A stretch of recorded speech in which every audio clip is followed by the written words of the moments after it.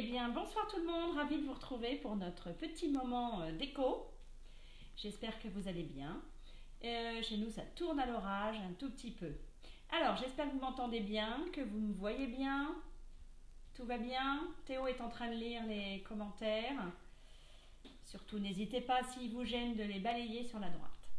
Alors, Christelle Moreau, relookeuse de meubles, murs, objets, escaliers, cuisine, etc. Je donne également des cours en atelier, des cours de patine. Alors qu'est-ce qu'on y fait? Soit la demi-journée, soit la journée entière. On survole, on fait toutes les techniques, on fait ce que vous avez envie surtout. Et puis vous venez pas avec un gros meuble, hein, on va faire plusieurs choses.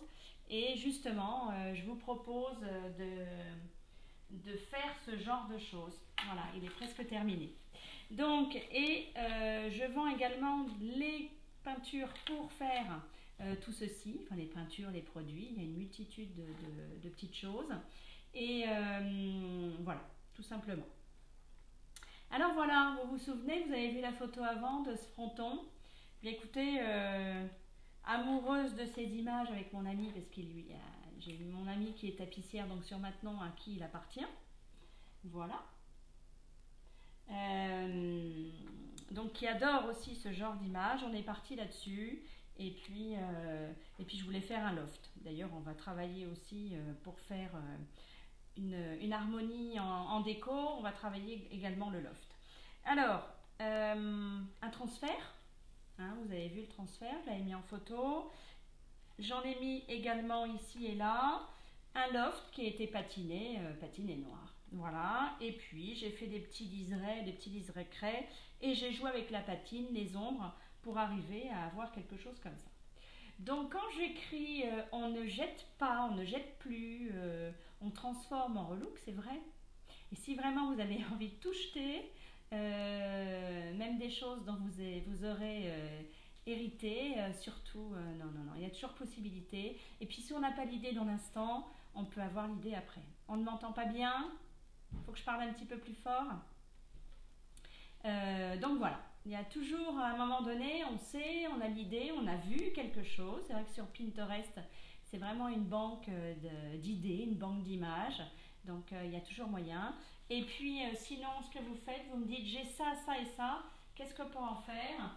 Est-ce qu'on pourrait les mettre ensemble? Qu'est-ce qu'on pourrait imaginer comme couleur? Donc vous m'envoyez tous ces petits morceaux et puis on peut faire un truc très sympa.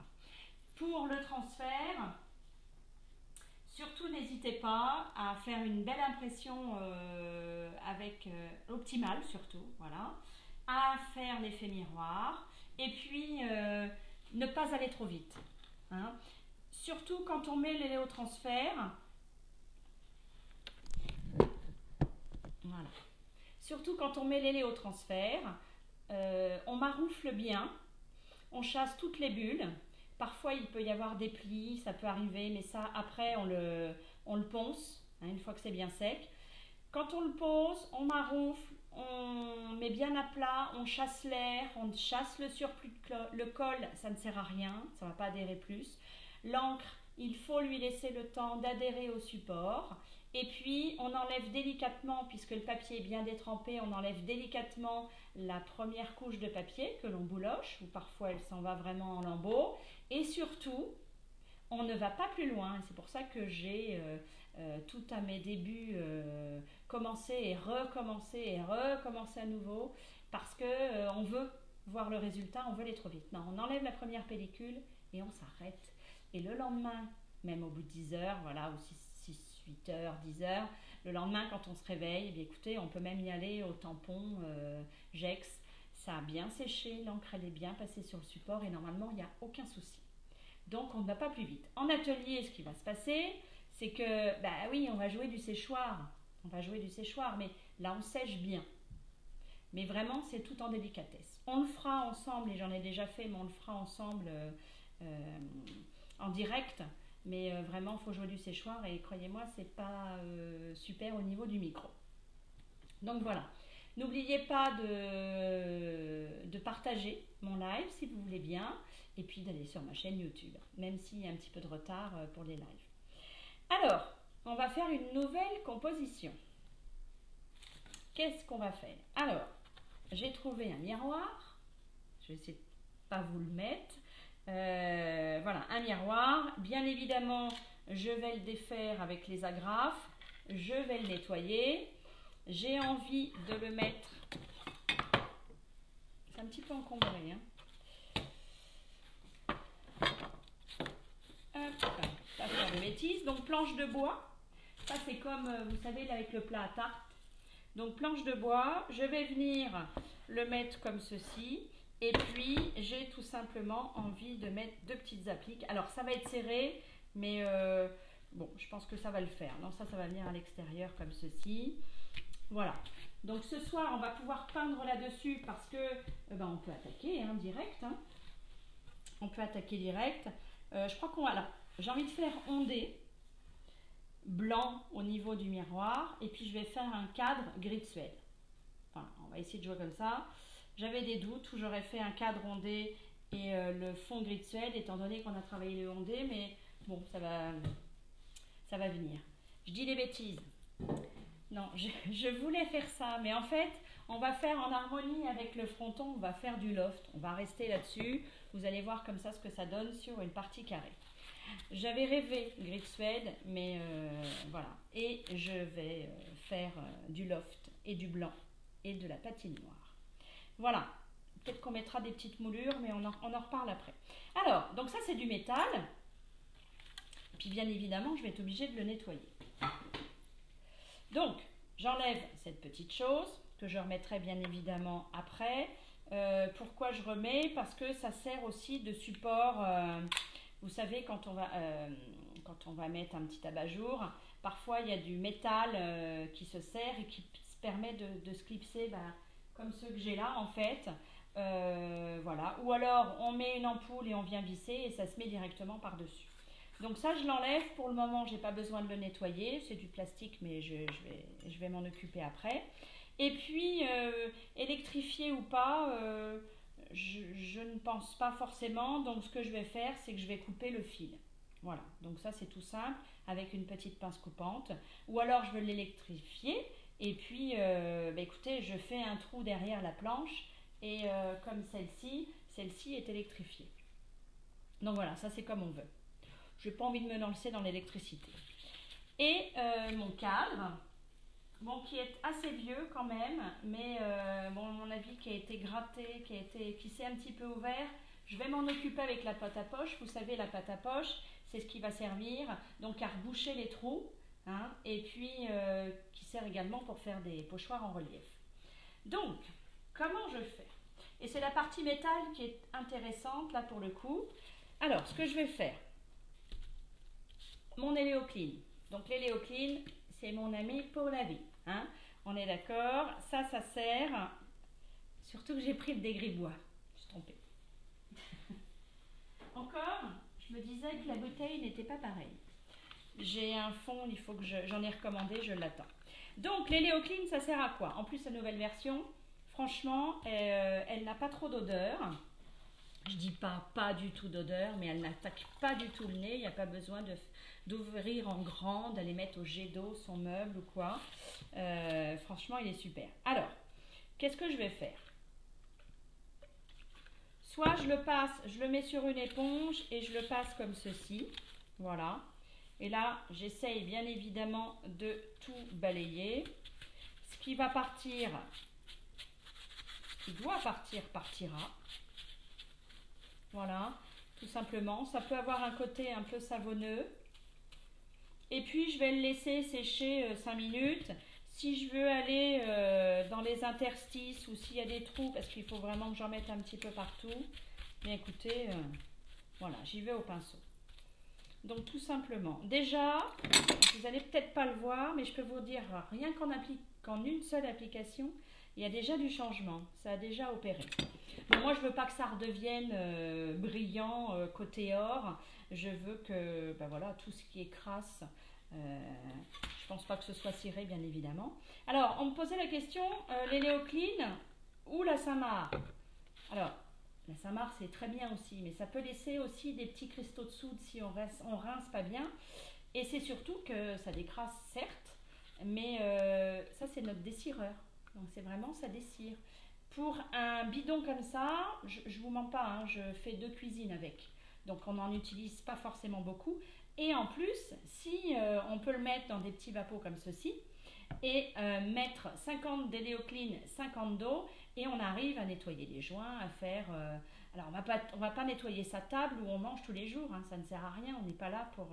parce qu'il ne faudrait pas que ça attaque non plus le vernis ou que ça fasse autre chose, quoi. Je veux dire, il ne faut pas que ce soit pour ce genre de surface. Moi sur mes tables, sur mes meubles, si vraiment il y a une tâche, quand on mange par exemple du couscous ou des choses comme ça ou de la bolognaise, il peut parfois tomber sur la table de la sauce tomate et ça tâche si on le laisse. Avec du liquide vaisselle, si ça ne part pas à l'eau, avec du liquide vaisselle, un petit peu d'eau chaude, j'arrive à enlever ma trace. Donc voilà. Donc ça, c'est pour pur. Je nettoie mes cuisines, je dégraisse, je décrasse et je dessire. Et ça, c'est très important. Souvent sur les vieilles armoires et c'est systématique sur les cuisines.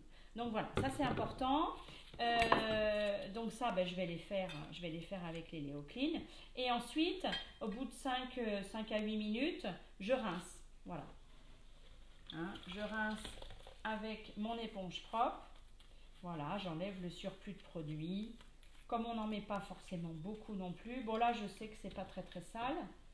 Et puis, je prends mon chiffon blanc. Et c'est là où je vois où j'en suis. Voilà, donc là c'est bon. J'ai enlevé un petit peu de crasse en fer. Forcément, il était en haut du grenier.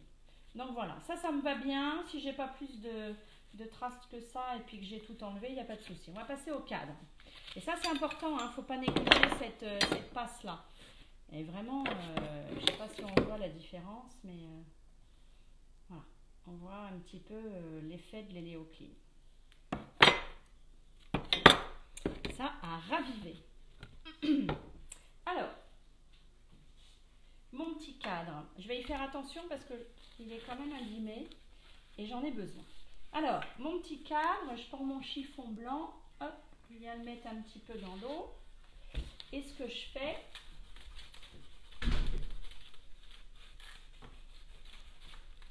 voilà. Alors, je me retrouve avec du orange, du jaune, un petit peu de marron, vous voyez. Donc, je pense qu'à un moment donné, il a eu une teinte, il a été ciré, il a été... Donc là, je ne cherche pas. Hein. Ce que je vais faire, c'est que je vais prendre mon éléocline et puis je vais le passer à l'éléocline.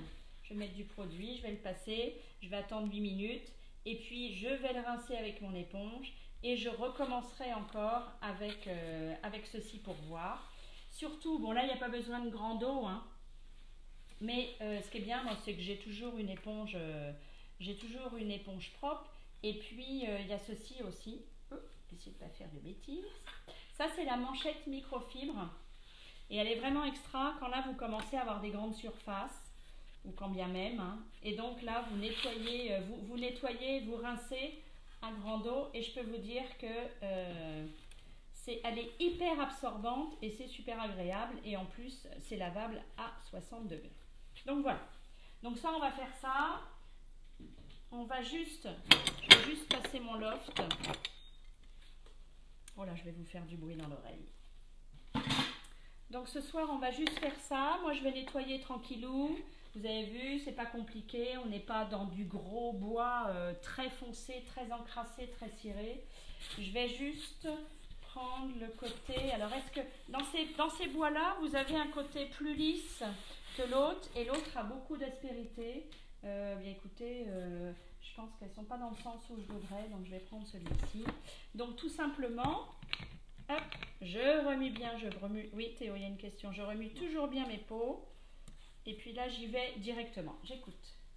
Il n'y a pas de question, d'accord. Je n'ai pas compris. Poser des questions. Ah oui. Vous pouvez poser des questions, bien évidemment. Hein. Hop là, peindre un peu avec la manche. Ainsi, ce qu'on pourrait faire, c'est poser peut-être... Voilà, on pourrait mettre qu'une couche, mais en fait ça boit quand même très très fort, parce que j'ai pas mis de sous-couche. Voilà. Alors, quand est-ce que vous mettez une deuxième couche? Là, on est dans le loisir créatif, je dirais. Hein. Donc, dans le loisir créatif, on attend que ça sèche. En ce moment, j'ai presque envie de dire qu'au bout de 20 minutes, ça sèche vraiment très très rapidement. Alors, est-ce que j'ai un Eléopro? J'aurais voulu vous montrer comment je vais peindre, puisque là, elle est sèche. Donc, il va me falloir un Eléopro. Je reviens de suite, je vous quitte. Ou je vous quitte pas? Non, je vous quitte pas. Alors, l'Eléopro sous couche d'accroche extraordinaire. Après avoir passé mon Eléocline, on est bien d'accord. Donc, j'ai un support qui est hyper beau. Il est ni encrassé, ni graisseux, ni ciré. Voilà. Et là, écoutez, alors, c'est pas bien, faut pas travailler dans les pots, hein, faut vraiment travailler à côté. Et puis là, eh bien écoutez, je vais venir. Alors, quand j'ai des petits trous, des petits machins, je tapote. Voilà. Et vous allez voir que le métal vraiment se repeint très très facilement. Et on verra demain, vous allez voir. Évidemment, j'enlèverai mon petit fil électrique. Mais voilà, quand j'ai les petites surfaces un peu arrondies, un peu embêtantes, je tapote. Ça coupe un peu apparemment. Ça coupe le son? Non, un petit peu, je sais pas. D'accord. Ben, n'hésitez pas, si vous n'avez pas tout entendu, à me poser vos questions. Donc voilà, ben là je tapote en fait, pour mettre un petit peu de matière. Comme c'est une surface hyper lisse, je n'étale pas trop en fait. Hein. Je mets pas beaucoup de matière, mais je tapote. Pas de surplus, mais au moins je sais que je rentre partout. Parce que si je lisse, je pense que je vais emmener un petit peu. Donc voilà, vous voyez, ça m'a pris 5 petites minutes. Voilà. Et puis qu'est-ce que je vais faire demain? Vous savez ce que je vais faire demain? Ben, je vais faire mes petites griffes de chat pour voir si ça a bien pris et on regardera ça ensemble. Voilà, tout simplement. Hein. J'en mets bien partout. Bon, je sais que ça va pas être sollicité, mais quand même. Voilà. Bon, derrière, je n'en ai pas besoin. Vous avez vu? C'est sec dans un petit quart d'heure. Je ne vais pas y faire mes griffes tout de suite. Je vais le laisser imprégner toute la nuit. Et je reviens demain. De toute façon, c'est ce qui est préconisé, c'est de laisser un petit peu que ça glisse. Voilà, écoutez, c'est tout ce qu'on va faire ce soir. Ce qui est déjà pas mal. N'hésitez pas avec vos questions. Et surtout, hein, on est bien d'accord, on ne jette plus rien. Hein, quand j'entends des clients qui me disent oh, j'ai jeté les 6 chaises. Au secours. Hein. Je me débarrasse de l'armoire. J'ai un vieux tableau, le cadre est magnifique, mais bon, ça me plaît plus. Ben, c'est pas grave, on va refaire quelque chose. On est d'accord. Les vieilles boîtes que vous trouverez, il n'y a pas de brocante, mais en ce moment, on en a forcément. Voilà, mais écoutez, je vous embrasse, je vous dis à demain. On va continuer notre petite création. Et puis, n'hésitez pas avec vos questions. J'ai redémarré une commande que je vais clôturer demain soir, ce serait très bien. Voilà. À demain, au revoir.